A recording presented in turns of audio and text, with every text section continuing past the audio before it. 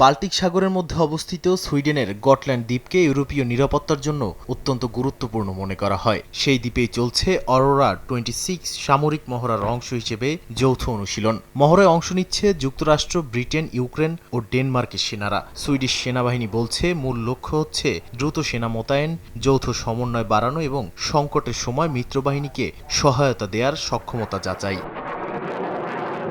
Firing রেঞ্জে চালানো live fire মহড়ায় ছিল মার্কিন avenger air defence system, Swedish archer artillery, CV-90 যুদ্ধযান এবং স্ট্রিটস ভাগন 122 ট্যাঙ্কের মহড়া। পাশাপাশি পরিচালনা করা হয় ড্রোন ও অ্যান্টি ড্রোন অপারেশন। আকাশে ওড়ে সুইডিশ জাস 39 গ্রিপেন যুদ্ধ বিমানও।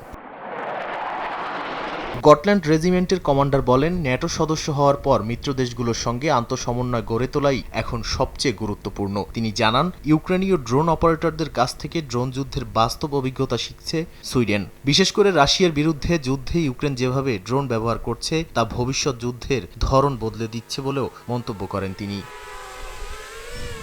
মহড়ায় অংশ নিয়ে ইউক্রেনের ন্যাশনাল গার্ডের কর্মকর্তা বলেন, সুইডিশ দলের সঙ্গে খুব দ্রুত সমন্বয় গড়ে উঠেছে তাদের। অনুশীলনের সময় আলাদা ইউক্রেনীয় বা সুইডিশ দল হিসেবে নয়, একক UAV টিম হিসেবে কাজ করেছে সবাই। এদিকে মার্কিন সেনা কর্মকর্তারাও সুইডেনের হোস্ট নেশন সাপোর্টের প্রশংসা করেছেন। বিশ্লেষকদের মতে, রাশিয়ার সঙ্গে উত্তেজনার প্রেক্ষাপটে বাল্টিক অঞ্চলে ন্যাটোর প্রতিরক্ষা প্রস্তুতির গুরুত্বপূর্ণ বার্তা দিচ্ছে এই মহড়া।